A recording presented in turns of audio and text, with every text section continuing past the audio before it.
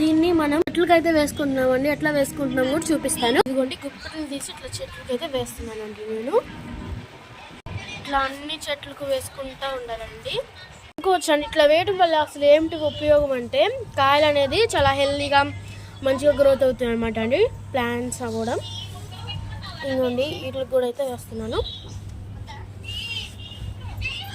దగ్గరికి వెళ్ళి వచ్చినప్పుడల్లా నాకు గుర్తొస్తుంది, అరే కాయ అనుకున్నానే కొమ్మ వచ్చింది. అవునండి, నేను నారు వేసిన వంకాయ చెట్లకైతే పూత కూడా వచ్చేసిందండి. లోపల ఉన్నాయి డ్రాగన్ చెట్లు.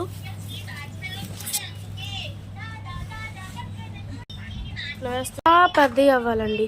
ఇదిగోండి ఇక్కడ కూడా వేసి ప్రతి ఒక్క కుండీలకి వేస్తున్నాను నేను.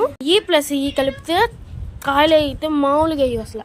ఆర్డర్ పెట్టుకోవాలనుకుంటున్నారా? నాకు ఎక్కడ దొరుకుతాయో మీకు తెలుసు. లింక్ అయితే కామెంట్ బాక్స్ లో డిస్క్రిప్షన్ ఇస్తాను. బలహీనమైన కుండీకి కూడా వేస్తున్నానండి. పండని సపోటా చెట్టుకి కూడా మనం ఎక్కువ వేసుకోవాలి, ఎందుకంటే అసలు బలం లేని చెట్టు అయితే ఇదే చెట్టు అంటే ప్లస్ పెద్ద చెట్టు కదా, అందుకని. పూజావి మ్యాంగో ట్రీకి కూడా ఇదిగోండి. రేఖ చెట్టు కూడా నేను కోసాను కదా.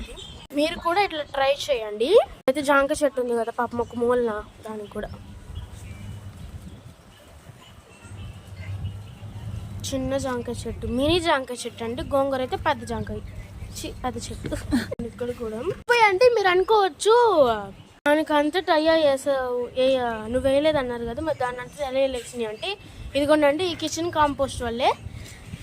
కిచెన్ వేస్ట్ లో టమాటాలు అయితే మస్ట్ అండ్ షుడ్ గా ఉంటాయి కదండి. ఇంకా అట్లా వేస్తుంటే టమాటాలు కూడా వెళ్ళి లెగుస్తాయండి. మీకు చూపిస్తాను నేను.